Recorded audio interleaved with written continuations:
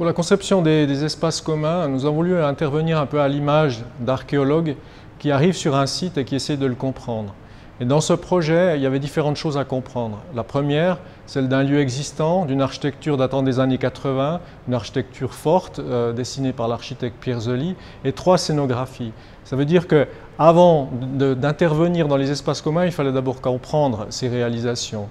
Une des choses qui nous a paru assez importante tout de suite, c'était de trouver une matière qui permette de dialoguer avec cette structure en béton. Donc on a décidé d'en choisir une seule, le bois, et le bois aussi pour exprimer une matière vivante, quelque chose qui est proche de nous, quelque chose qui est lié à un rapport humain, presque à notre propre nature. Et dans ce sens-là, toute la réalisation a été faite pour l'accompagnement du parcours du visiteur, mais aussi dans l'idée qu'on travaille sur la courbe, on accompagne le flux, on joue sur quelque chose qui accompagne le mouvement des visiteurs à travers la visite de l'exposition.